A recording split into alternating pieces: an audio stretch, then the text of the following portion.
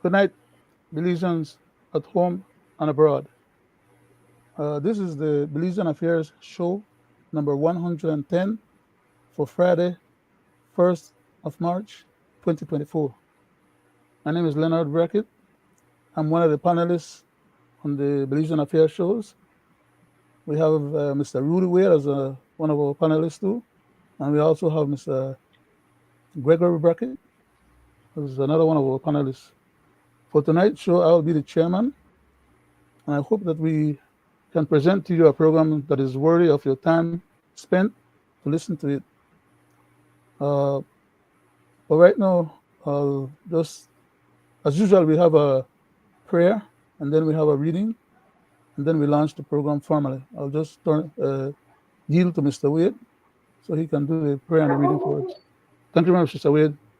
Thank you, Leonard. It's a pleasure to be in your company tonight, and welcome to our viewers, both at home and abroad, to our 110 edition of Belizean Affairs. We've come a long way, and he rightfully Amen. says, we start with a prayer and a reading. I'll proceed with a prayer. Have a feedback somewhere, so Yeah, mine. forgive It's me. mine. I'm sorry about that. I was just, Almighty and eternal God, as we come to you again with our 110 edition of our Belizean Affairs show, we ask you, Lord God, to give us the wisdom, courage to do and to say right. amen. Give us the strength. Bless us in our endeavors Amen. and forgive us where we have failed you. Please guide and protect us, Amen. God Almighty. We ask for blessings for our families, our Amen. loved ones, far and near. Amen. We ask for blessings on the people of this nation of Belize and Amen. all humanity. We pray for healing and justice for all those who have been wrongfully accused, and for all our people to open their eyes and see our leaders for who they are.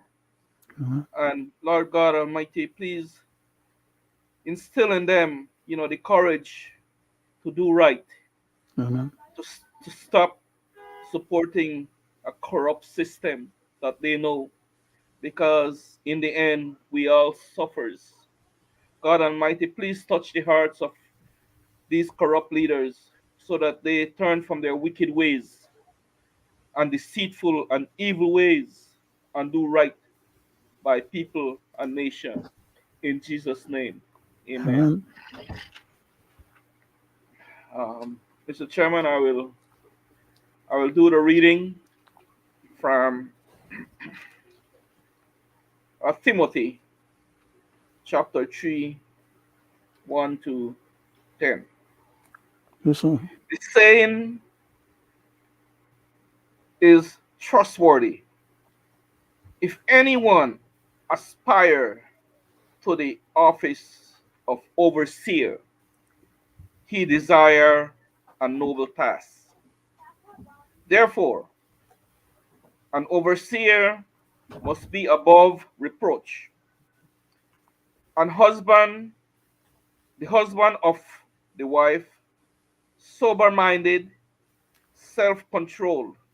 respectable, hospitable, able to teach, not a drunkard, not violent, but gentle, not quarrelsome, not a lover of money. He must manage his own household well, with all dignity, keeping his children submissive. For if someone does not know how to manage his own household, how will he care for God's church? He must not be a recent convert, or he may become puffed up with conceit and fall into the condemnation of the devil. Moreover, he must be well taught of my of of by outsiders, so that he may not fall into disgrace, into a snare of the devil. Deacons, likewise, must be dignified, not double tongued, not addicted to much wine, not greedy to dishonest gain. They must hold the mystery of faith with a clear conscience, Amen. and let them also be tested. Then let them serve as deacon if they prove themselves blameless. That's my reading from Timothy 3 1 to 10. Back to you, Mr. Chairman. Thank you very much, sir. Uh, Good night, gentlemen. good, good night, Greg. Gonna go ahead and introduce, sir. Good night to the panelists. Welcome to this 110th episode of Belizean Affairs. My name is Mr. Gregory Brackett. Sitting with me as my virtual host, the chairman for tonight, Mr. Leonard Brackett, and Mr. Roody. With that said, I turn it back to you, Mr. Chairman. Thank you very much, sir. Mr. Wade, do you want to take a minute for some preliminary statement before I launch? Thank you, Yeah. Leonard. Just You're like welcome, to, sir. through this 2 hour medium, our Belizean affairs show, my people, a nation. As you see, again, once more, we are in election mode. That is all what is going on in this country right now. That's the priority of our elected leaders right now. Everything else that was priority is put aside. So, and it's a repetitious cycle. We see every time that there's an election coming around, that's the time they're so busy portraying themselves as gods, and portraying themselves as they love us all, portraying themselves that they are doing right, and portraying themselves as, they have been righteous to us. But as we all know, it's just a sham, and they portray themselves as they are working.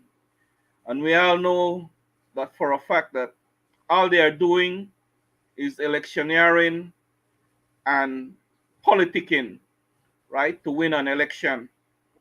So I urge you, my people, to see these people, like I said in my prayer, see these people for who they are, please. And, it's time for us to have a change. It's high noon. So I beg you, through this medium, support for change. Support your independent candidates around this nation, right? Whoever the independent candidates are that are putting up their names, support them. And as for me, Rudy Wade, please support me up here in the Twin Tongue for your independent mayor, along with Mr. Jan Escobar. We will be the only change on that ballot, right? So I humbly ask you through this medium, if the word if you want that change, you cannot say that change wasn't on that ballot. So I humbly ask you for your support come March 6th for our municipal election and city council election across this nation. And thank you for that No, you're good welcome, sir. opportunity there, Mr. Chairman. You're Thank welcome, you. sir. Greg, do you have a preliminary uh, statement you'd like to make of any kind before I go into the formal Not at program for this the evening? moment, Mr. Chairman. Proceed. Okay, sir. Thank you very much. Tonight being Friday, as usual, on most Fridays, we try to deal with matters that happen in the country that relates to constitutional prerogatives as well as legal cases, the law, and how it affects each and every one of us, whether positively or negatively, and the misuse of our laws, the making of abusive and vindictive laws, the making of illegal laws that most of the time, when they get reviewed by the court, are struck down and declared as being null and void because of their unconstitutionality. Nevertheless, for tonight, we got a big one, a real constitutional crisis per se. That is that the Constitution allows for recall of minister, well, not ministers, elected officials, Elected official. some of whom become ministers, but they got to be elected first. And the Constitution provides for recalling any such elected officers when the people of the country, a certain percent of the people in a particular division, and or a certain amount of the people throughout the whole country, whether it's a national referendum that is being sought or a recall or a referendum on any particular matter. The Constitution mandates certain process, procedures, and protocols to be used in order to achieve those aims. And it is the purview and the responsibility of the people to make those requests of their government, and the government structure is empowered and mandated, not just empowered, are mandated to comply when it says in the law, shall. In other words, those who hold the governance power of our country, when the command is directed at them to do something, not may do something, or could do something, or would do something, or if they want, they could do what they want and not do what they don't want. That's not how the law is structured. When it says they shall, if they don't follow the shall as per the meaning of the word shall, it means then that they are derogating from that particular law, the effect of that law, or the purpose and usefulness of that law. And then they are becoming or acting as scofflaws, turning the law on its head, disrespecting and disdaining the law, and pretending that the law has no effect or power over them. There's a portion of the Constitution that speaks to the Governor General and the authority and power vested in the Governor General. I have written a number of different articles on that particular subject matter. Why? Because I've found some of our leaders in government, both in PUP and UDP, to have an arbitrary and capricious attitude. I would say more than anything else, a disdain and a disrespect for the power, position, and status of the Governor General of our country, to the point where most of the officials or the people who get into elected positions in our country, the politicians I'm talking about, and as a matter of fact, I should include as well others, so-called elites, some lawyers, by the way, who are supposed to know better because they are lawyers, and therefore they're supposed to understand and know the Constitution and abide fidelity to the Constitution, because they also, as lawyers, swear to be a part of the governance system, a part of the legal structure of the country, and to abide fidelity to our Constitution.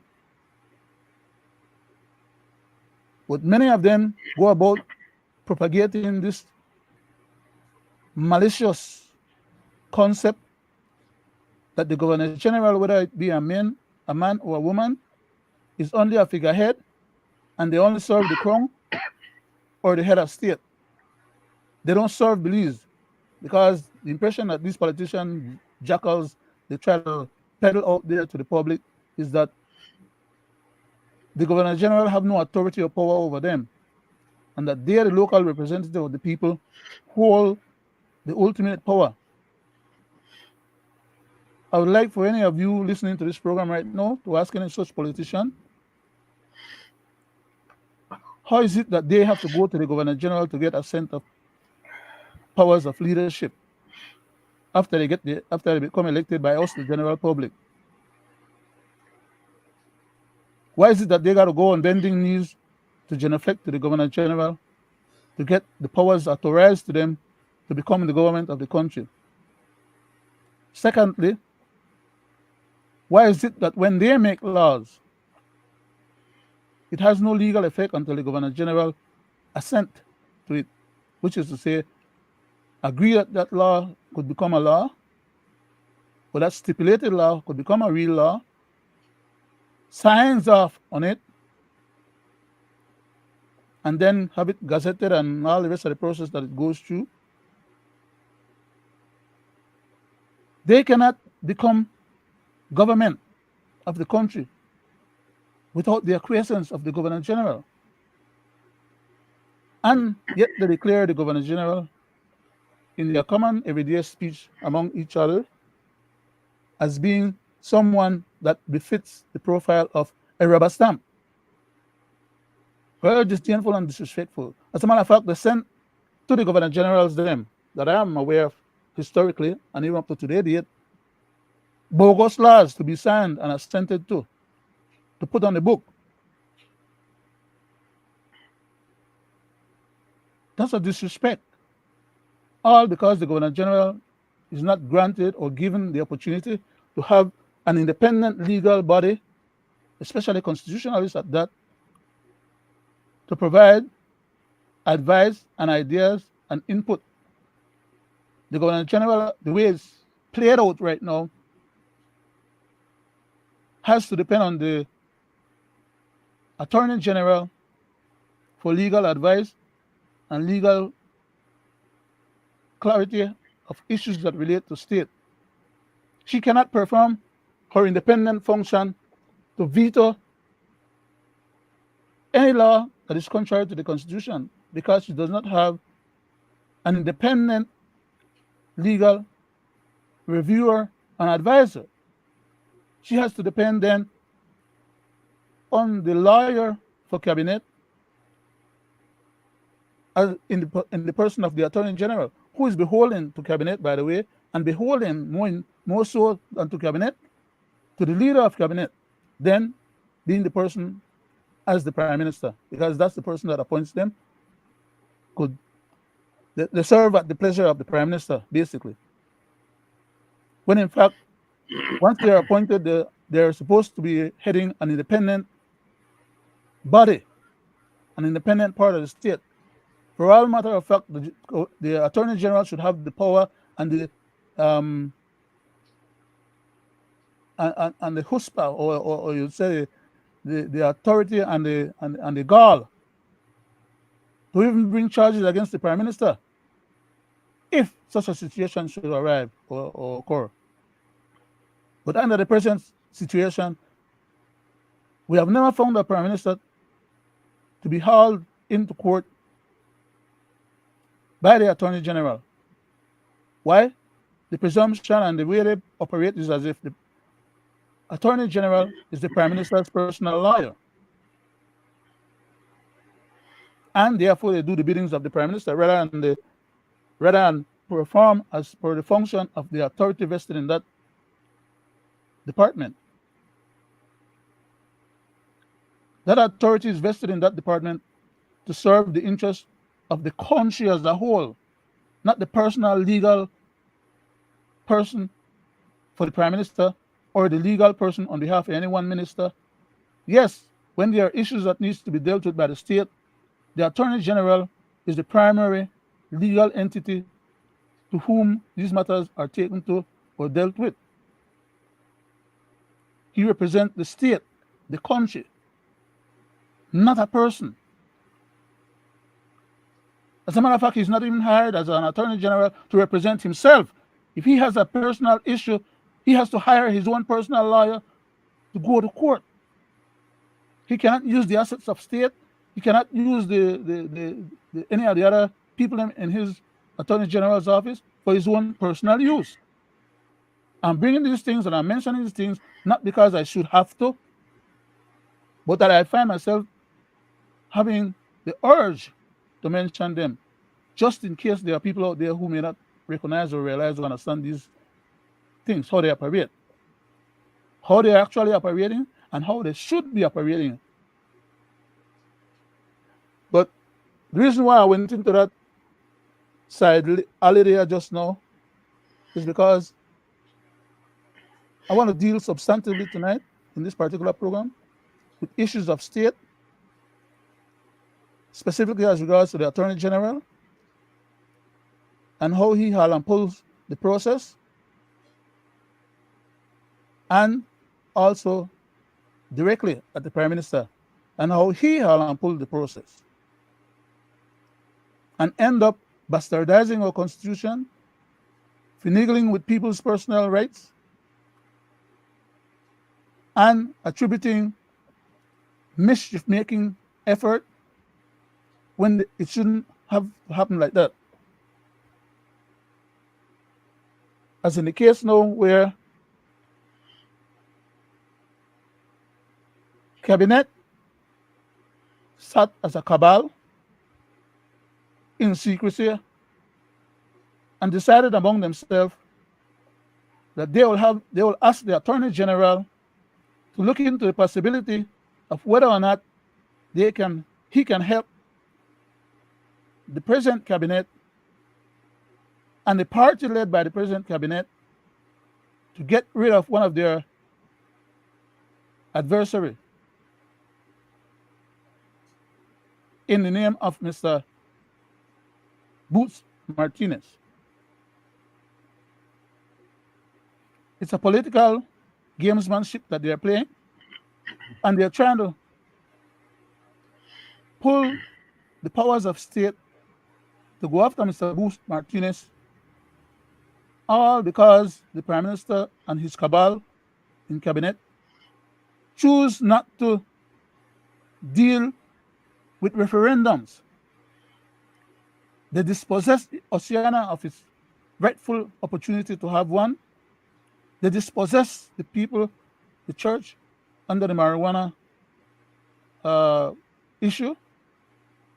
And then now, on a timely basis, they're dispossessing Mr. Boot Martinez from having a recall, which is his right to do so long as he can muster up the necessary legal signatures. He has to get enough valid signatures and a certain number of signatures in order for him to trigger a recall. He was within his rights. Anyone Belizean living in any particular division can recall their area representatives. I think I need to repeat that because it might have gone over a lot of people's head.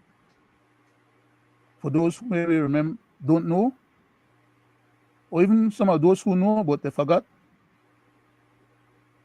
any area representative is subject to a recall of a certain percent of voters in his constituency. It does not have to be the same number of voters that he won by, or as a matter of fact, it doesn't even require 50% of the voters to have a recall. We have not used that mechanism in our country for quite a while, or at least historically, I don't think we have actually used it. But that mechanism is built into our democracy so we can recall people who have been elected under false pretext and or not adequately elected, who have bought their votes. Of course, both sides do, so that wouldn't be anything new. And they don't persecute each other for doing it, and they both know that it's illegal. By the way, if somebody is not serving their community adequately, as in the case of Sister B, those people in her division can recall her if they so choose. But because Mr. Booth Martinez dared to upset the apple cart and was attempting at trying to make history and use the mechanisms that is established for him to be able to use, not only as an individual, by the way, because I said that before, any one of us, so long as we can muster the necessary required an amount of valid votes, can trigger a recall. We can trigger a recall on the whole government, as a matter of fact, for those who don't know. It hasn't happened before. But the laws are there to facilitate that. Mr. Booth Martinez made a statement. His statement was to the effect of saying he provided his documents on a timely basis more than a month ago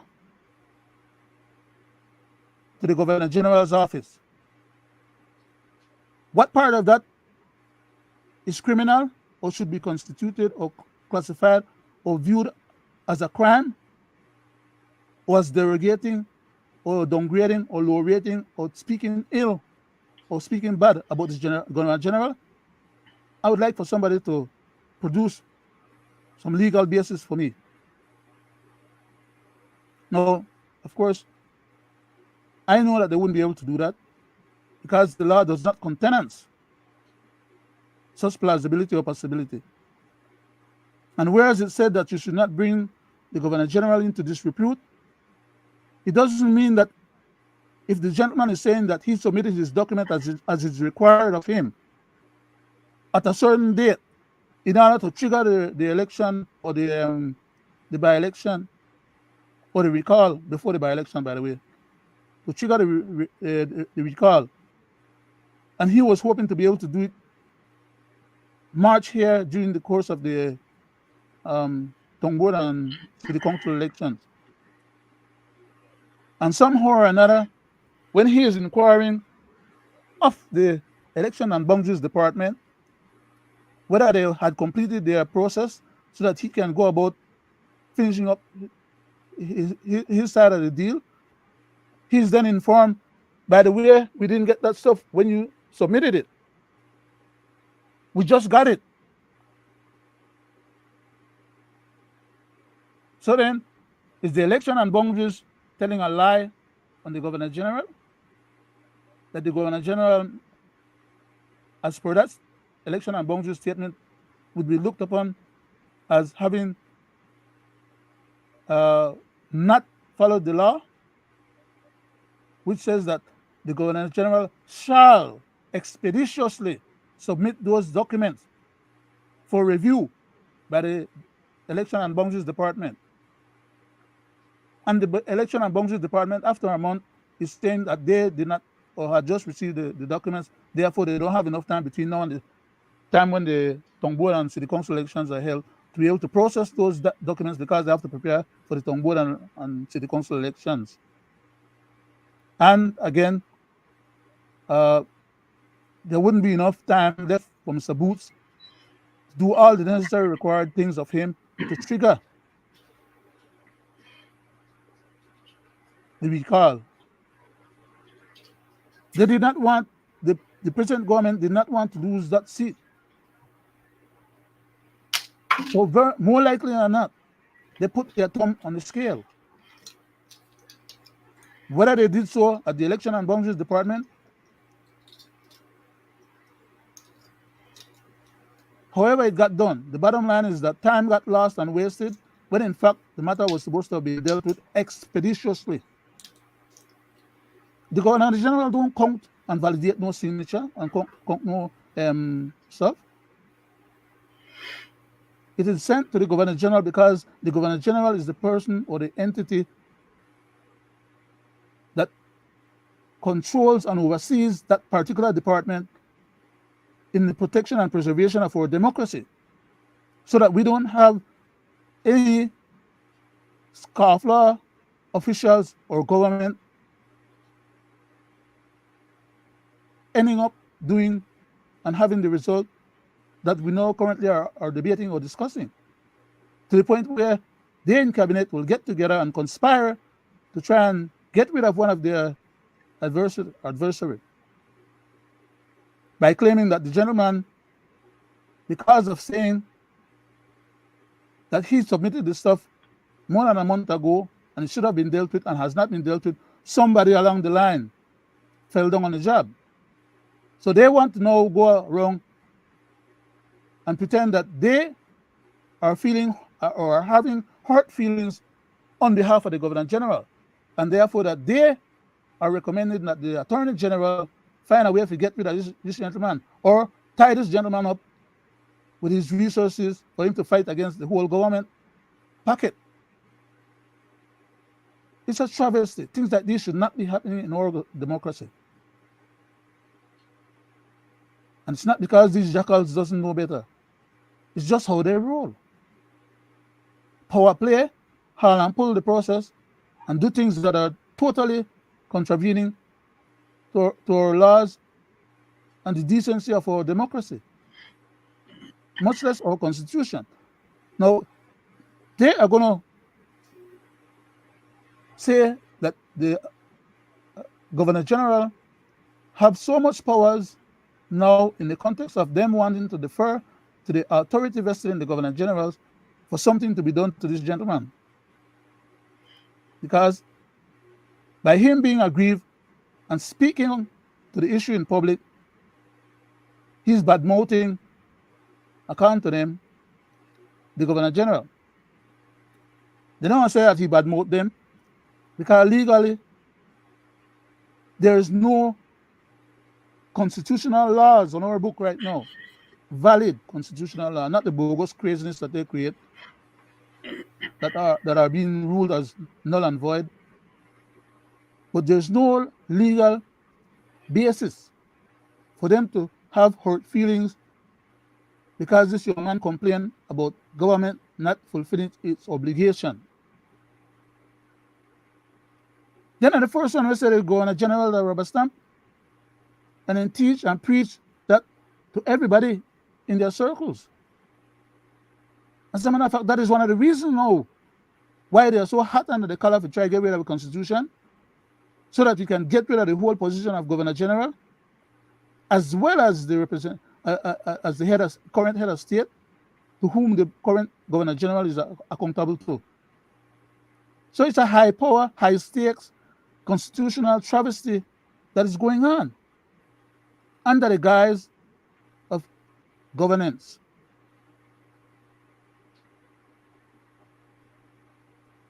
I wrote an article before.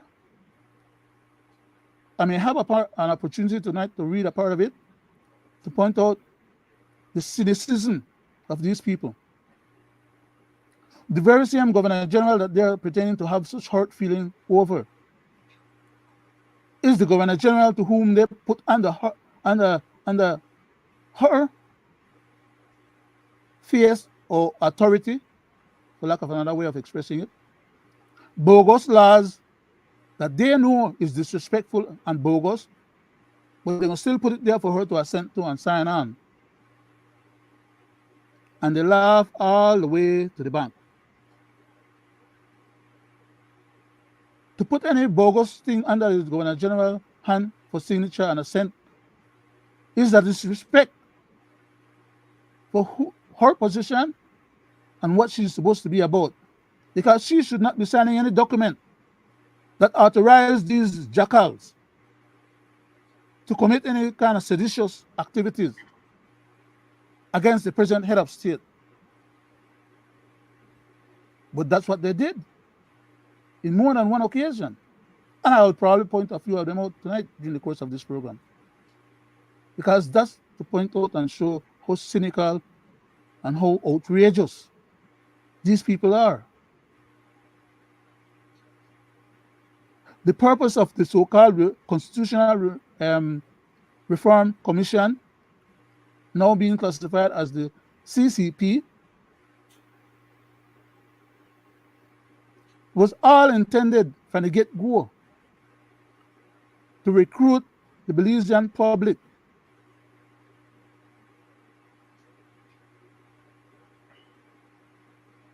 as citizens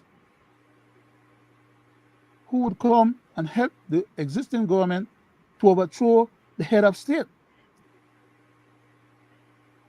They want to abolish the laws that are currently in our constitution and make a new constitution that is more pliable for them to govern by ministerial decree. The Barrow administration put revision into the constitution to enable that. The Belizean administration currently is trying to take those same efforts and just go a few more steps further, but with the same ultimate objective. That is, overthrow the current system, overthrow the present head of state, and do their one thing. Well, I'll come back to the details or some more details a little further. I'll just ask if Mr. Wade would like to have a comment on what I just said. Thank you, Mr. Chairman. You're welcome, sir. You know, it's a travesty, it's a shame, and it's a it's it's a crime that is being committed on our people and nation as to what these people are doing. Just that no one hold them to task. But they are committing crimes against our people and nation, right? Easily, just like that. Now, I'll touch on what what we are talking about. I have served under the first Governor General of this country. I know how she was appointed, and same as the second one, and same as the third one. So, for me, it's nothing new. The Governor General has to bow down to the person who put them there, who go around and search. The Queen didn't come and search, in this country. The Queen didn't come to Belize. I go way back. The Queen didn't come to Belize and start searching around village to village, town to town for a Governor General. No, it's the same politician. Same politician. Go around search for somebody that will serve them. Mm-hmm. They have 5 or 6 of them and they interview them. And they pick the one that is going to serve them. And that's the person name they put up. The Queen didn't say, no, well, that one is not one and she don't want that one or she don't want. No, she had okay the ones that the government put up. Right? Because that's the one that's going to serve that government, either a PUP or a UDP government. Mm-hmm. So, Mr. Chairman, when you say about rubber stamp, in local terms, this country, that's why they call her or him as we speak.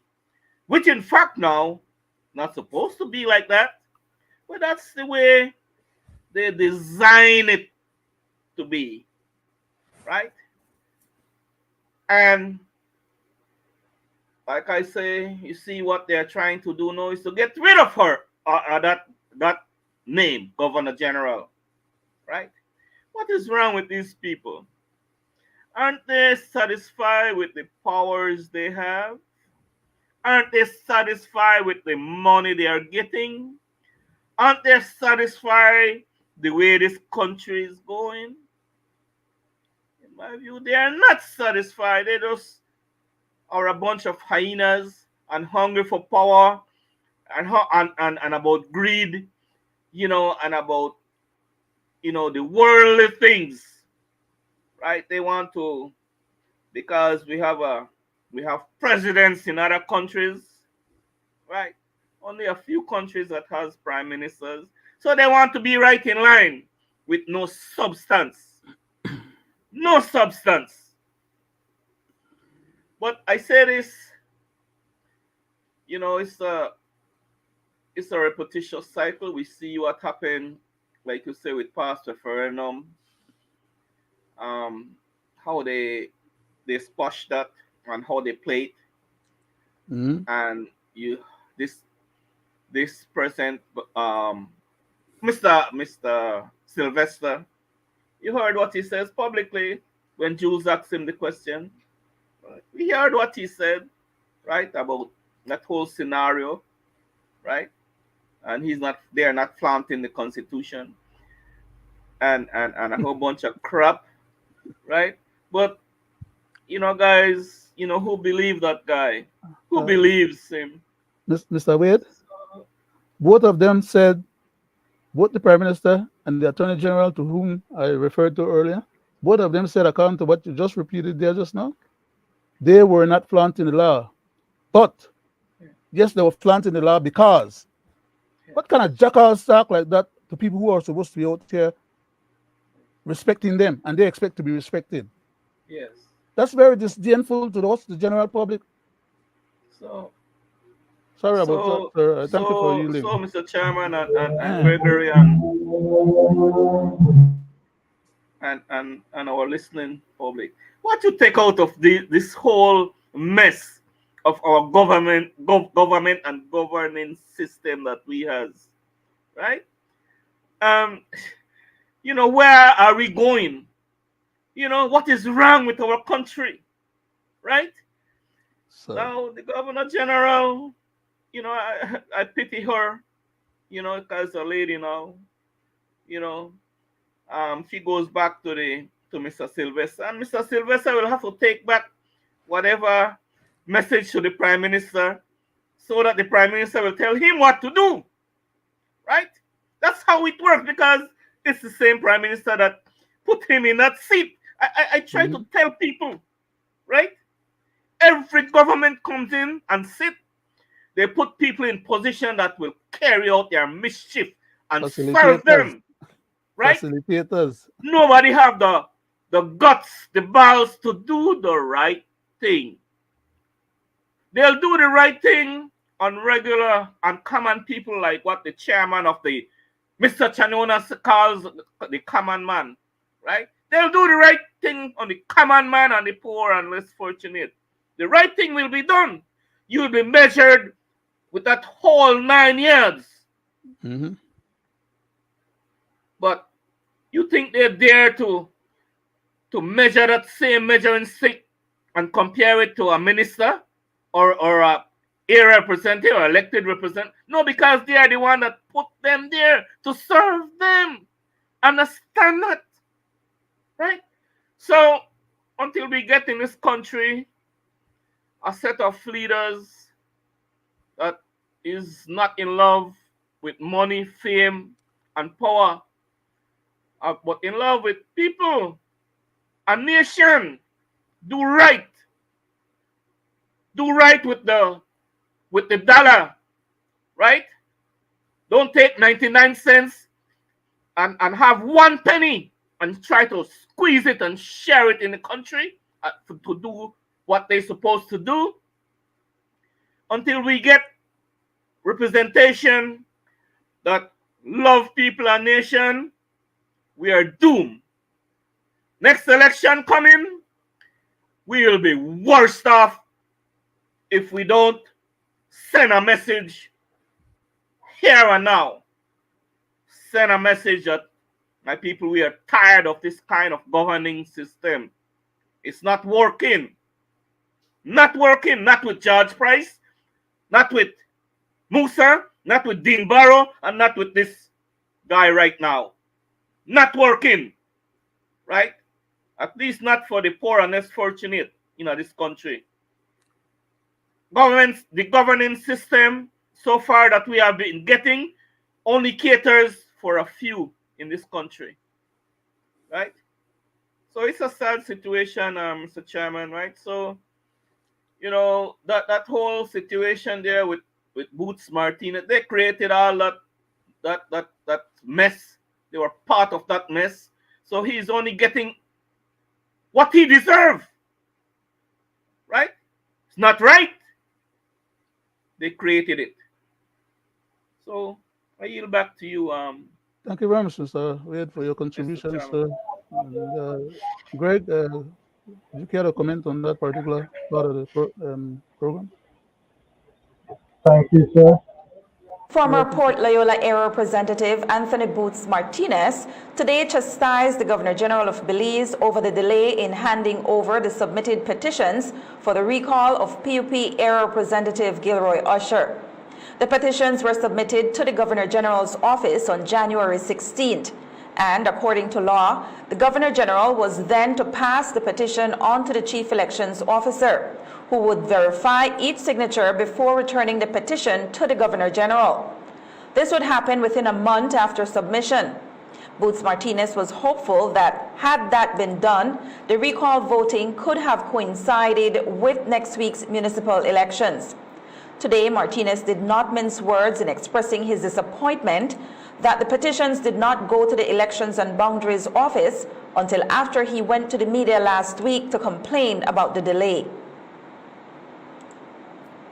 Having gotten no answer no response from the Governor General and her office, it was disclosed this morning on Love FM by the Chief Elections Officer that she had just received the petition the 21st of February. That was the day after we had the last press briefing. Now, I want to tell you in real truth, what I find that is flouting the law. You, as the Governor General, you are sent all laws into play and have little things to do per day and all day to do it. I have some difficulty with that, and I have difficulty, in my humble opinion, in the Governor General breaking the law. And I find that to be very delinquent, her office to be very delinquent, very disingenuous, and totally dishonest. We'll say this. Numerous calls was placed to her office, of which I believe, as the person that launched the petition, my channel for answers is the Governor General office. And when you say to me, your office said to me numerous times, the petition has not, get one answer yet. You said no response yet on the petition, when you know that you never send the petition over to the Chief Elections Officer, as the law mandates. Martinez says, Go ahead, Greg. Please get on that further. Mr. Chairman, we in this country seem to have a problem because we have three individuals who is flaunting the law. We have Prime Minister, And they acknowledge it, Greg. Attorney In their work, General, they acknowledge that they flaunt the law. and it is not my words, It is their words because they always do what Mr. Wade. Tell on themselves. Tell on themselves. So why is the government flouting the referendum law when in regard to Oceana's petition with 22,000 signatures? You last told a reporter you were seeking legal advice, which is cause for great concern because you are the legal advice. The government is not flouting the referendum law. It gives no room for delay though, sir. But you asked the question, allow me to respond. The government is not flouting the referendum law. Yes, so the Attorney General's ministry is the chief legal advisor. So the Attorney General, myself, I don't necessarily sit and draft all opinions. So within the Attorney General's ministry, there are crowns who would research and advise on these matters. I would review their advice, and if the advice is what having regard to my own research, then based on that, then we provide the advice. But let me say this: Oceana and the government, we are in discussion, But and the law makes no provision for legal advice. The law does not say if you don't want to do it in 6 weeks, seek legal advice. The law is unequivocal, sir. You are finding a shading of meaning when it suits you, but the law is absolute. It says it shall. You shall act in such a way. well, this is why. Bunch of Mr. Chairman, man. and people at home and abroad, Carmen, you want to break the law. And when other people is trying to defend the law, you want to try them.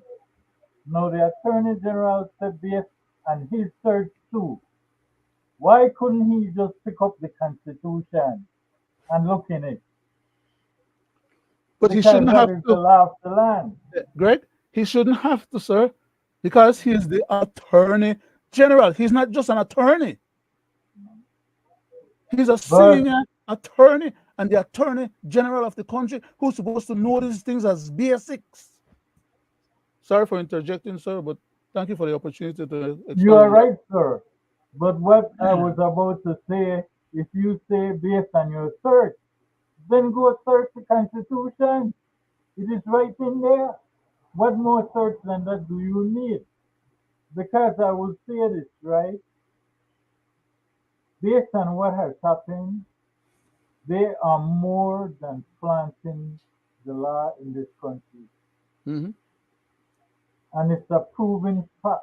Mm-hmm. When they did it to the churches with the marijuana referendum, when they did it to Oceana, when they mentioned that how there's a referendum act in the PCC too, they were speaking out of context Exactly.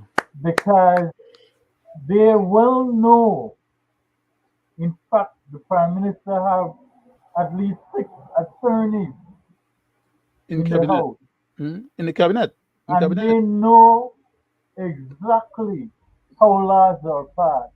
It is Mm-hmm. written right there. You can go to the government website and it stipulates how laws are passed. And the PCC Act that was passed into law was only to go out and cancel. Mm-hmm. It was not a law to specify that it also has a referendum act. That was a bogus move, and it was proven. Uh, Greg, would you Go care to ahead, use it Mr. for a second? Just Chairman. a second. I'm not taking away the time from you. Um, they also knew that that bogus law that they created to sponsor the CCP was illegal and contravened the very constitution that they were trying to eviscerate or destroy by piggybacking on the same constitution and claiming that that PCC authority superseded the laws that were already on the book when the PCC is only looking for information for them to create new laws to put on the book. What the hell are these guys talking about and think that all we out there are some bunch of dodos? Huh? The law is the law that's currently Chairman, on the book. Mr. What they're Chairman, I'm proposing, not. wait, what they're proposing hasn't gone through the PSs yet for it to become law. So why then did the Prime Minister say, well, because the PCC is in process, he couldn't write no more law or he couldn't do nothing else? Therefore, he should have stayed at home, but he continued writing more laws. So he was just lying to us like they always do. They lie and they lie and they lie. Even when they get caught, they try to wiggle out of proving that they were lying. Go ahead, sir. I Mr. yield back. Sorry. Chairman, the proof is always in the pudding. Mm-hmm. And I listen to these people. And you know what? He, by his own breath, get a national television and said what? it will not become law until what happened? There is a referendum on it. So then how could you say that? But while he was That's saying how that, Greg, ludicrous they are. while he was saying that it could not become law until they have the referendum in the same PCC bogus law that Atuli they created, they said that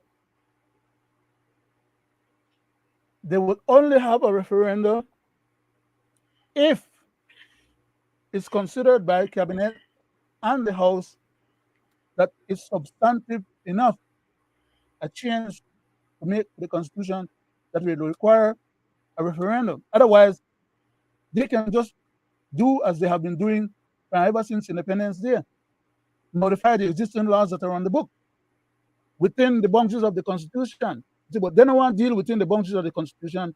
They want to go outside of the boundaries of the Constitution and create a new Constitution that will be pliable enough for them to run the country as for a new Belize Republic.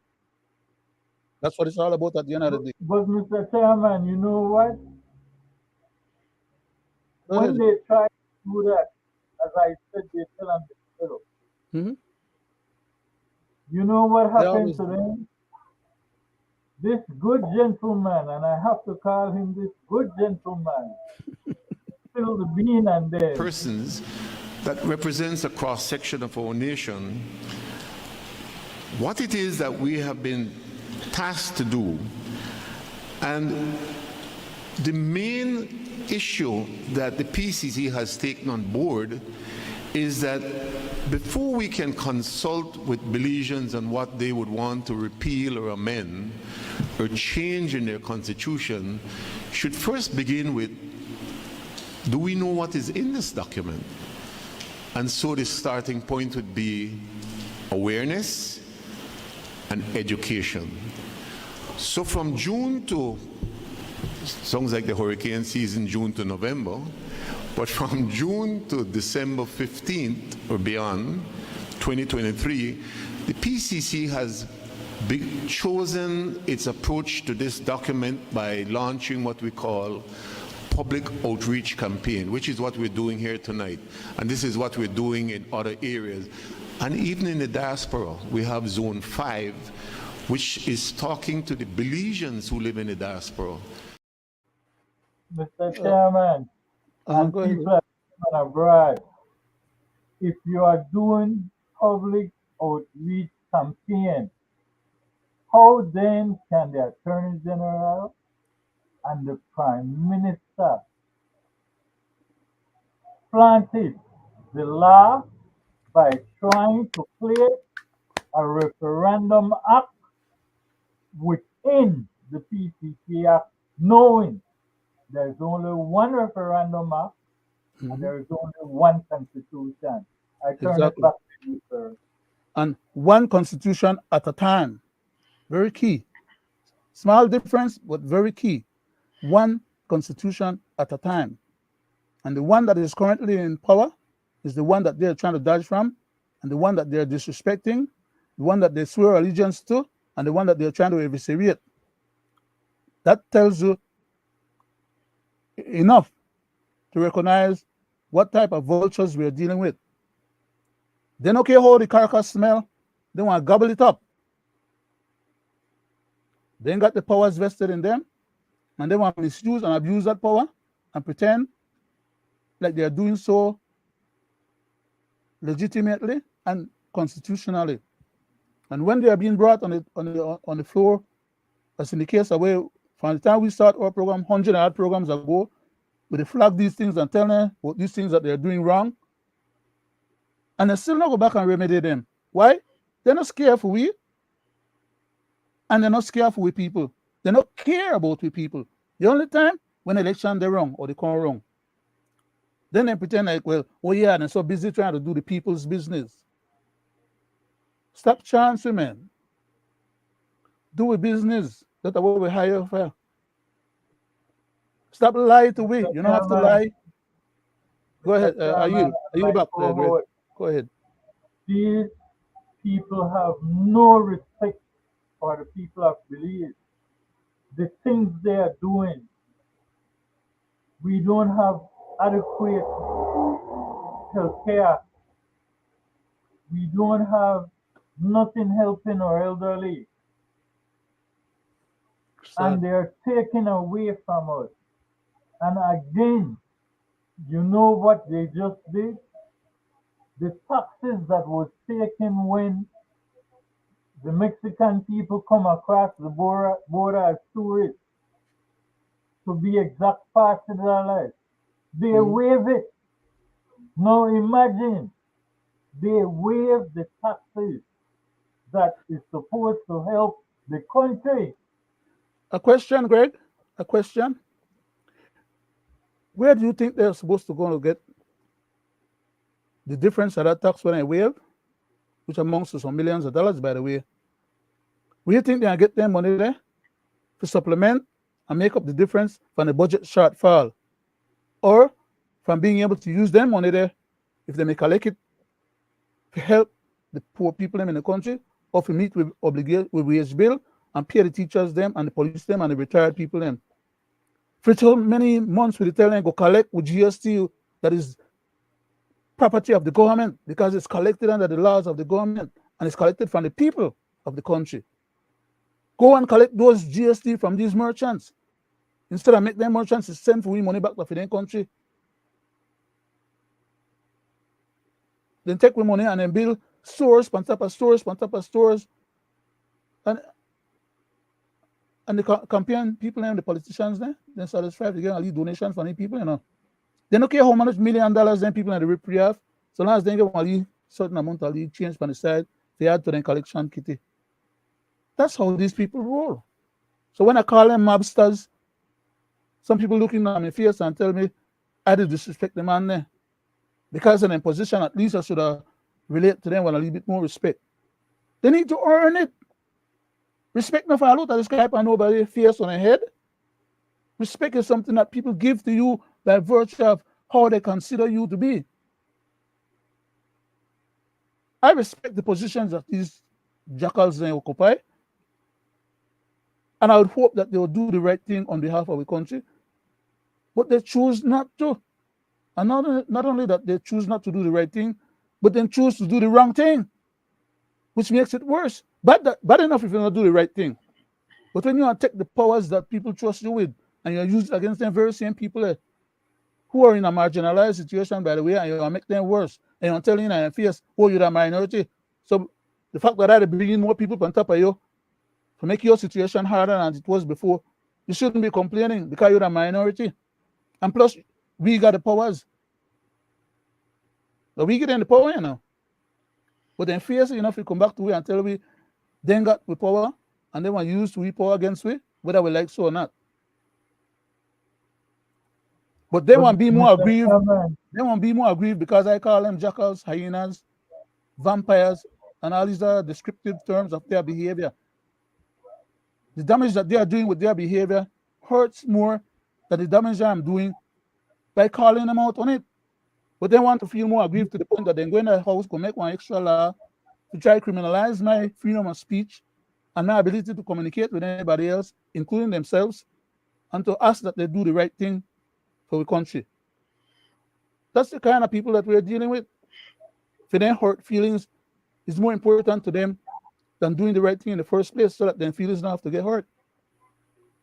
Because they don't like when they are being busted out in public and embarrassed to show them exactly in their own words, like you always say, Greg, then tell on themselves. Why haven't they tried to sue us yet? They can't prevail in the court because you can't libel one person with the truth. The truth is the most important defense against libel. But anyhow, But I yield Mr. back again. Chairman, Go ahead, sir. Mr. Chairman, before I go to you, Mr. Wade, I want to bring it clearly tonight. The Belizean people are suffering. Every time you turn around, you are being taxed. Look at the gas, as Mr. Wade said. It went up again. The gasoline price has went up. And now you talking about giving away $40 per tourist that comes across from Mexico. Where we are make up the extra And money from? you just have the Belize Bank taking 50 cents from every individual who's saving there or their work money goes in there. And then you doing that. You just settle with Ashcroft, gave him so much money, Hundreds of and you millions. not and you not thinking about this. When ground was broken by the principals of State Bank Enterprise Limited in February 2019, it was with a plan that the tourism development project on the 25-acre island, which bears the namesake of the company, would have been completed within a few years. That was 5 years ago. Since then, the location has been transformed from a barren island just a few miles off the coast of Belize City to a construction site that is largely developed but unfinished. In August 2017, Michael Feinstein and State Bank Enterprise Limited entered into a definitive agreement with the government of Belize that allowed the company to build and operate the State Bank project, otherwise known as Port Coral. That contract would remain fixed for a period of 25 years and preceded the State Bank Cruise Docking Facility Development Act, which came into being in January 2018. Despite the existence of the State Bank definitive agreement, GOB proceeded to approve another cruise ship docking facility in Belize District. That would be the controversial Port of Magical Belize. In a claim brought by Feinstein and State Bank against the Attorney General and Portico Enterprises Limited, the parent company for Port of Magical Belize, special damages of almost $180 million are being sought for multiple breaches of that definitive agreement. According to a claim signed by Feinstein in August 2023, government entered into a memorandum of understanding with Portico in September 2017, at which point the Borough Administration, quote, indicated that it was considering granting the second defendant approval to construct and operate a cruise ship docking facility in or in the vicinity of the Port of Belize, end quote. This, says Feinstein, coincided with negotiations that State Bank was having with financial institutions to secure financing to construct the State Bank project. State Bank Enterprise was also in discussions with. Now, Mr. Chairman and people at home and abroad, again, the Belizean people tax dollars will be used to pay these people, just as we have been saying all the time. We were saying it. We knew what the outcome would be, that Mr. Ashcroft would get paid off. We said it, and it went exactly how we said it. And the proof is in our past story. Anybody who have the eyes can listen. Go ahead, sir. And they can go back and check those shows for the context and the exact statements that we made that turned out to be exactly the way we said it, because we knew what we were talking about when other people were saying that we were just running off. I also told you guys on this show in earlier editions that the State Bank people, Mr. Ashcroft, was going to be suing. Mr. Feinstein was going to be suing. I told the people on this show that Mr. Ashcroft was going to be suing. And I said also that the money was going to be taken out of our treasury to suborn and pay these costs, not only legal costs, but whatever settlement occurred. I said we were going to be losing hundreds of millions of dollars. We have lost hundreds of millions of dollars only with the Ashcroft so-called settlement. And I pointed out that that settlement with Mr. Ashcroft would not mean that he's going to be going away, or that that was the end for the Portico deal to be able to move forward. I pointed out that we still had the Feinstein issue, and that will cost us some more hundreds of dollars, hundreds of millions of dollars. We now know that on the front end, they are now suing for 188 million. And that will not be the last number, because that will accrue interest. We don't have the money to pay the man. if we win, the case will go to court if they're not suborn earlier, and we now got no 100 million right now to go pay him after we just give Mr. Ashcroft so much more. And then we go give Portugal tax break for 25 years, collecting no tax. So all the money we were supposed to collect for that 25 years, the government will be without that.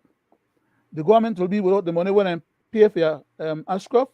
The government will be without the money that they have to settle with Feinstein, and a lot more than money for other different reasons. Then they stiff the young man name for a few $1 million right now at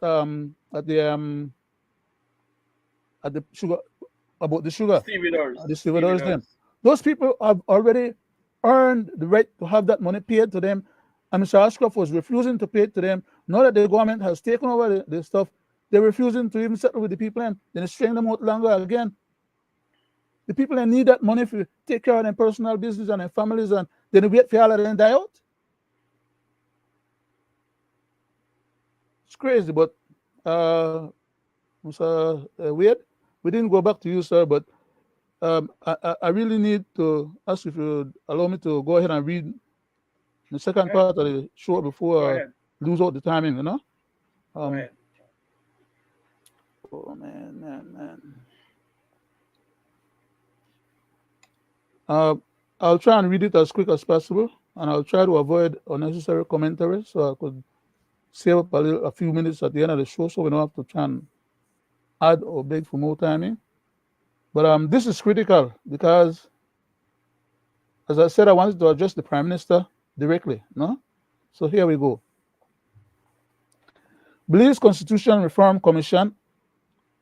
Of course, this article was penned or written on October 20th of 2021. From way back then, I've been pointing out this craziness that was going to be happening and hoping that maybe I would have been proven wrong. The Belize Constitution Reform Commission at the time, now we know it to be the new name by PCC. Belize PM is hiding behind, so beware, take heed, Belizean. The Prime Minister says Belizeans lack talent, intelligence, aggregation, and deciphering analysis capability. I beg to differ because all of you not fall into that category. But you try to paint all of us with the same brush. Item number 1. Does the Prime Minister of Belize, Honorable Mr. John Briceño, understand contextually the meaning and implication of the term or word sedition? Remember that when I asked that question, right? October 20th, 2021. I wasn't asking a question at the time when he was already suborning anybody to try and get rid of the head of state. Because for all intents and purposes, that's what they did when they created that bogus PCC law, which is intended to get rid of the current head of state, and by my virtue, directly impacting the credibility, and what they are now trying to blame Mr. Boots for doing, which is to say, they themselves back then, when they created that PCC, were high on the hog to get rid of our Governor General's boss. Basically, they were attempting to recruit the people as sovereign citizens to commit sedition on their behalf. I continue.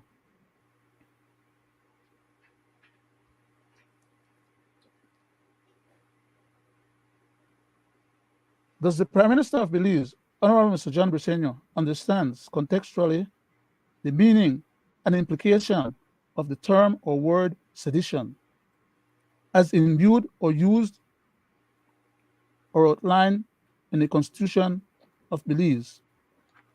Item number 2, does the Prime Minister of Belize, Honorable Mr. John Briceño, realizes or knows that neither he or any other officials or Belizean officials are above the law, the Constitution of Belize, and could be exposed to charges of sedition for seditious intent activities. 3. Question 3. Does the Prime Minister of Belize, Honorable Mr. John Briceño, abhors, disagrees with the Constitution of Belize as it currently is, and would like to arbitrarily and capriciously make changes, which is his apparent wet dream? Question number 4. Does the Prime Minister of Belize, Honorable Mr. John Briceño, understands and realize that the Constitution of Belize, as a living, self-preserving document, provides guide rails, protocols, procedures, processes, and practices for lawful legal constitutional amendments, alterations thereto? Question number 5. Does the Prime Minister of Belize, Honorable Mr. John Briceño, really accepts the limitations on his powers as Prime Minister of Belize, whilst not being Belize's head of state, which is at the time HMS Queen Elizabeth II, from whom he acquired, accepted, or assent of power to govern Belize? Question number 6. Does the Prime Minister of Belize, Honorable Mr. John Briceño, wishes Belize to dispense with all remaining British colonial vestiges that currently overshadows Belize's conditional independence, as his predecessors, former prime ministers, did? Question number 7. Does the Prime Minister of Belize, Honorable Mr. John Briceño, truly knows and understands what is the British High Commission and its purposes, functions in Belize, as compared to a British embassy in other countries? Question number 8, which is the last question, and then I follow with some additional commentary. Question number 8. Does the Prime Minister of Belize, Honorable Mr. John Briceño, understands and realize that he cannot be found to be attempting to suborn the Governor General of Belize, who serves at the pleasure of Belize's head of state, and whose appointment is subject to recall? Remember we discussed that earlier today, Greg? I went on to say, note well, the following commentary was made by Leonard Brackett as an overview to questions from Mr. Gregory Brackett on statutory instruments versus the Constitution of Belize, acts, and intended amendments, alterations thereto. The Constitution of Belize bastardization, that is to say, challenging Pandora's box. There, Greg. You're back there, Greg. Yeah. Belize at 40 years of independence, Prime Minister Mr. John Briceño wet dream is a Constitution of Belize revamping. Prime Minister of Belize, Honorable Mr. John Briceño, appears to be getting power drunk, announcing a Constitutional Reform Commission, CRC at the time, to reform the Constitution of Belize into a more pliable document so as to aggregate to government of Belize some additional powers vested in Belize's head of state and the people of Belize, and the Constitution, and constitutionally protected. A harbinger of what is to come. Riddance of existing constraints on government from the Constitution of Belize, as we currently know them to be, to a possible dictatorship ministerial fair governance before his current term is completed. Both major mass parties, being the UDP and the PUP, as government of Belize, have indulged in bastardization of the Constitution of Belize in various ways for different reasons and objectives, and at different times, whilst attempting to govern by fiat dictatorially, by overreaching and aggregating to themselves and exercising punitive powers with impunity after Belize's independence from 21st of September 1981. Note well an example. Under item number 1, under chapter 10 of the Referendum Act as follows. Subsection 2 says, notwithstanding subsection 1, a referendum shall, and I put it in bold letters, a referendum shall be held on the following issues. A, any amendments to Part 2 of the Constitution which derogates or takes away from the fundamental human and civil rights and freedoms guaranteed therein to the citizens of Belize, that is to say, Belizeans at home and abroad. Clearly understood by most legal trained minds in Belize, being a command, a direct, a mandamus, a requirement as a bar or a threshold to be overcome by constitutional mandated public consultations and consensus.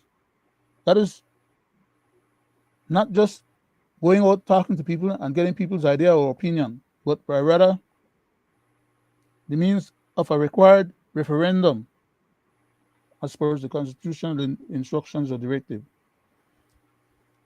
Item number 2, statutory instrument, for example, statutory instrument 74 of 2021 under the PUP, Mr. Chebat, statutory instrument 74, SI number 74, is not under declared emergency powers. It was broad, overreaching, punitive, and it was an infringement, a derogation of rights, contrary to constitutional prescriptions and constitutionally suspect. It's an SI that was attempted to trump the Constitution of Belize. It's unhinged, expanded power grab, and unlikely, arbitrary, and capriciously drafted without due diligence. I went on to say, item number 3, our time is getting closer, I'll have to speed up. Item number 3, SI number 126 of 2020 under the UDP P Marine Pablo Marine statutory instrument number 126 SI number 126 for short was under declared emergency powers. It is also broad, overreaching, and punitive, and an infringement and derogating of rights contrary to constitutional prescriptions, constitutionally suspect SI intended to trump the Constitution, unhinged, expanded power grab, and likely arbitrary and capriciously drafted without due diligence. I further stated, punitive violation fines of $5,000 was originally $200 before, then I posed a question as to say, which average Belizean can afford such fines with a 50+% poverty index status? Stale dated, expired statutory instrument SIs should cease to carry their original legal force or validity and should not be enforced open-endedly, but should be discontinued, taken off the books, or legally removed, or reauthorized if needed. If they don't like the Constitution of Belize as is, then they should change it by following constitutionally prescribed and required procedures protocols, and practices for legal changes and amendments, not bogus way that they have been doing it recently.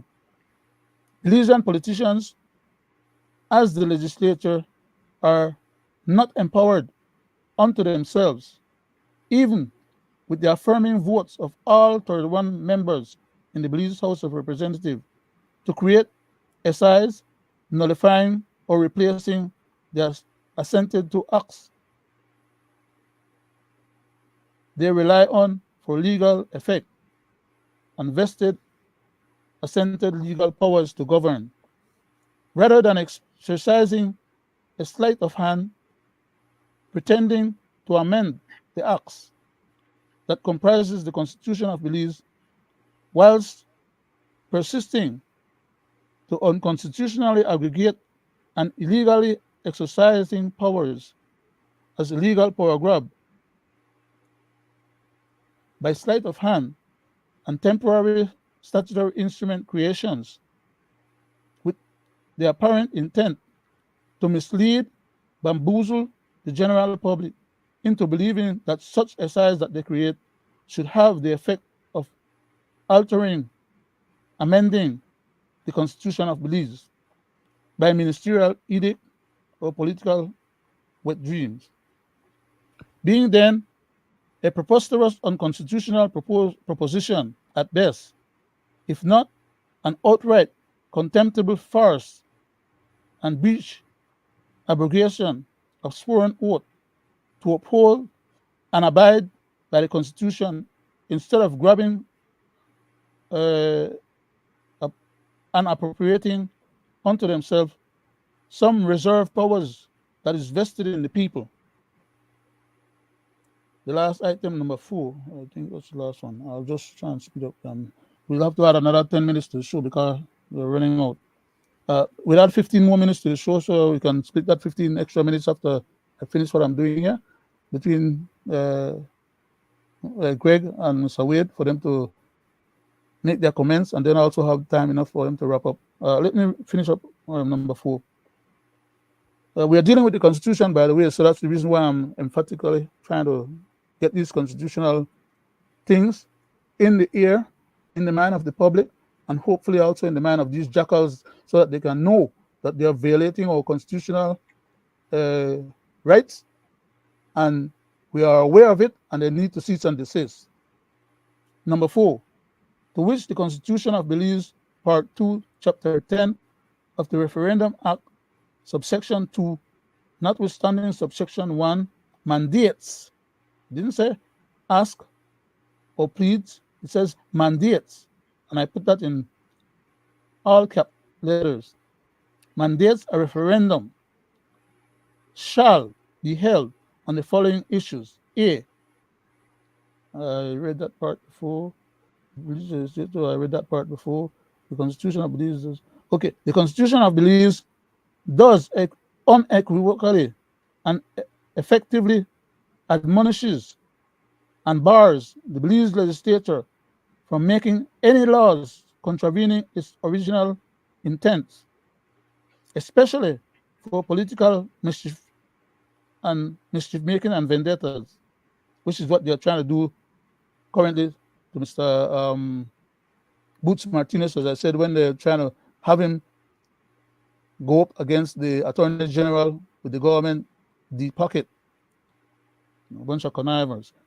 The legislature is not empowered unto itself, even with the affirming votes of all 31 members in the Belize House of Representatives, to arbitrarily and capriciously make laws contravening specific prescriptive parts of the Constitution of Belize as a self-empowering and self-preserving and living document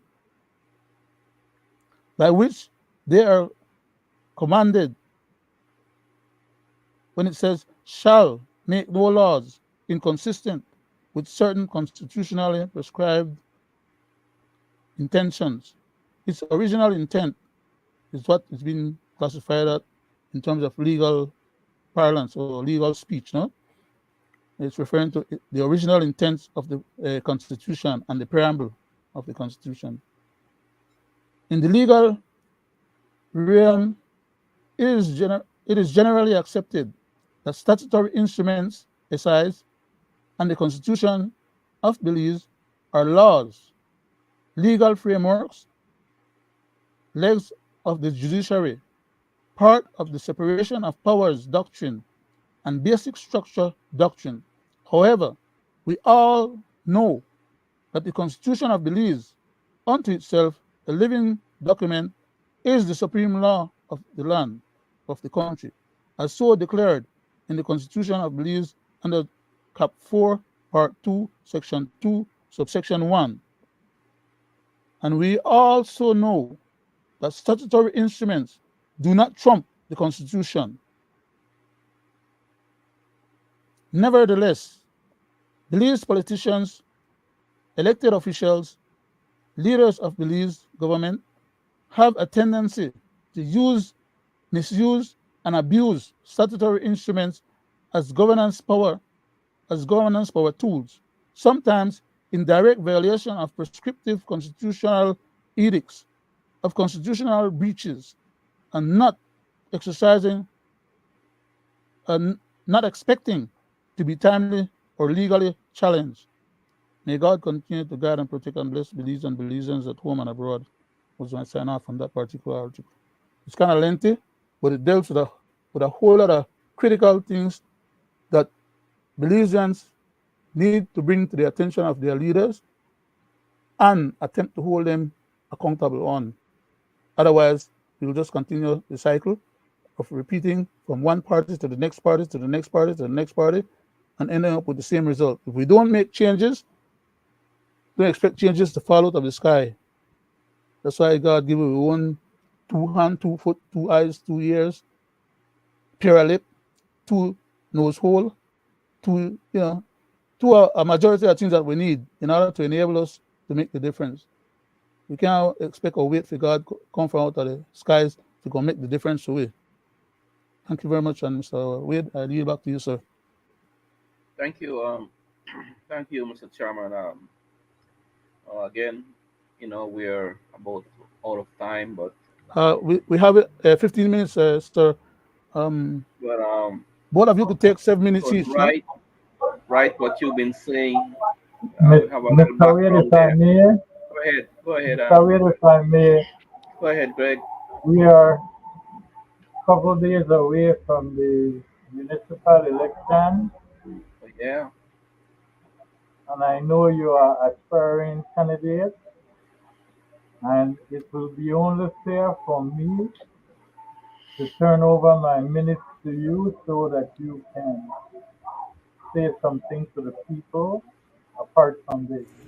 my people and residents of the Twin Tongue. My name is Roody Wade. I will be contesting the upcoming municipal election again.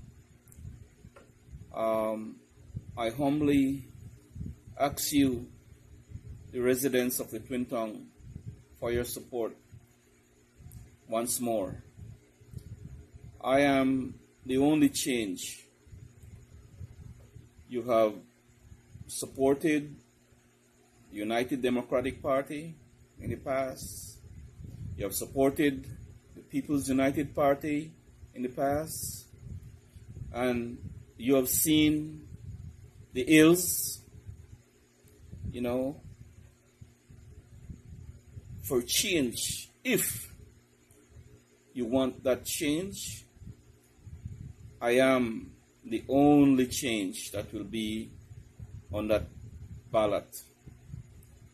So come March 2024, please give me your support for real change. I am for people and nation. Thank you. Thank you, dear Greg. The Mr. floor Wade, is yours, sir. I'd like to ask if you would have a comment on the last part of what I read Yes, sir. regarding Yes, the sir. Constitution and the bastardization of our Constitution. Yes, Mr. Chairman rightfully said what you had said. And with all that is happening, I hope that the Belizean people understand what we are trying to educate them on. But also, with presently what is happening with the high gas prices and all that, this is why I intend to turn my minutes to Mr. Wade. Mr. Wade, you can proceed, sir. thank you. Thank you, Gregory, and thank you, Mr. Chairman. Um, You're welcome, sir. you know, it's very educational, and you know, I just hope that people listening, these are things that all three of us here had talked about. Things that we had talked about, we see it come to pass, right? Because we see it coming, and because we see the attitude, and we see where these people are taking us, right? And we see it coming, and we talk about it. But sometimes, guys, I wonder why can't we hear this from. I applaud Jules, sometimes I applaud him, but they all have their agenda. But what I'm saying is that I applaud him, right? So I say this to say that the things that we talk about on Belizean affairs, we don't hear this on the other media houses, that claim to be departing knowledge and departing things that happens in this country. And none of them hold these politicians to task. None of them. They don't ask them the question that they're supposed to ask them. No, they don't. They go and sit on round table with them and they laugh and play along with their leads. You know. So, it's a shame to see what's going on, and I just hope that, in this country that we wake up, man, right? And we will not hold none of these people to task, because all of them, we cannot have a recall on the UDP side, and we cannot have a recall on the PUP side, because they are not going to let it happen, right? They are not, right? So, what can I say, man? I think that, you know, we people are so dark, asleep. We don't wake up yet. And you hear this thing for the last time before they got in power, all the way for win. Right? That are the big all boat, you see that sign all over this country. I know the time nothing stupid, right? But Step and track so we now, all win. yeah, now the step on track. Any part of this country you see that sign, step on track. And the UDP said, and they suffer Bunch of out here. sneakers. The UDP sign, then they Mhm. suffer. Real truth. That's what the UDP slogan is. Then they suffer for real, right? Because they know why they say that, right? So, my people, I don't want to belabor this point, but like I said, we are the one that has us where we at. We are the ones. And if we don't make that effort to change the system, it's not going to be changed, right? But I applaud all those, like myself, who stand firm in their conviction, who stand firm in speaking out, and to those who had stand firm in speaking out and for some reason had been bought out by either the PUP or the UDP, because I could call name but I will not, right? You know, I was so disappointed, and I'm disappointed, let me down, right? But to all those independent people who stand firm in their convictions and stand firm from their heart and in love with people and their country, I applaud them. Keep doing it, and hopefully someday, that we will get some real change in this country. Real change. You see them now playing with numbers and with red shot and blue shot. Whoever jump up enough and show amount of red shot, then are the winner. Whoever jump up and show amount of blue shot, then are the winner. Right?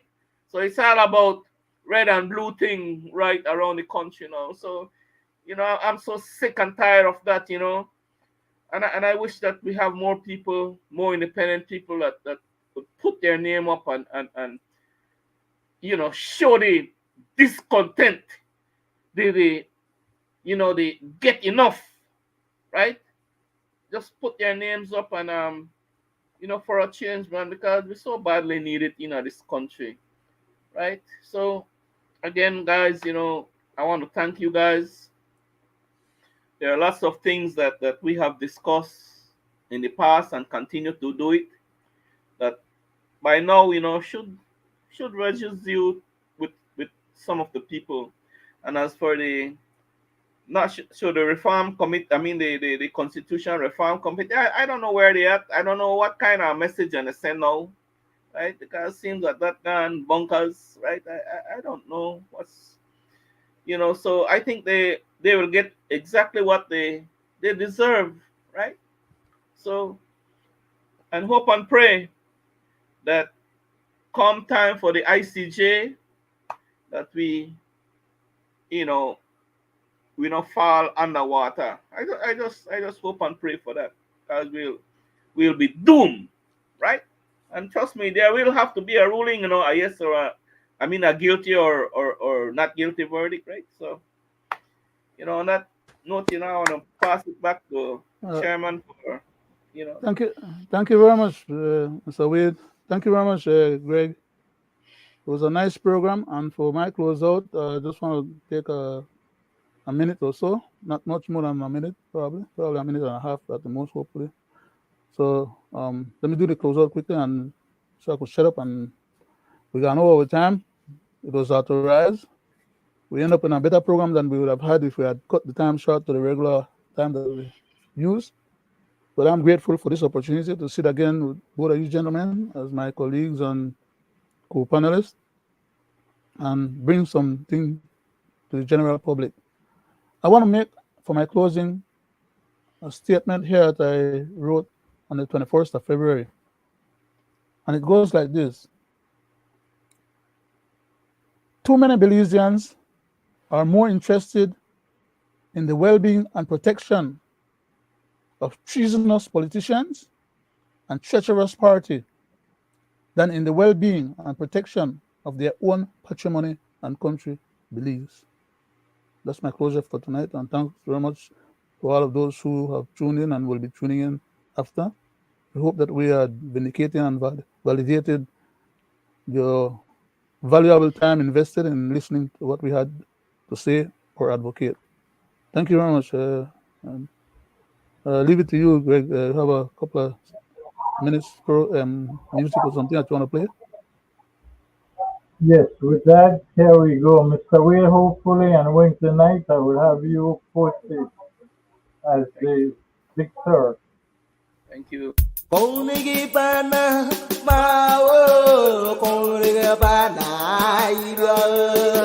Agamana mugabu mage kongure bana mawo kongure bani la agamana mugabu mage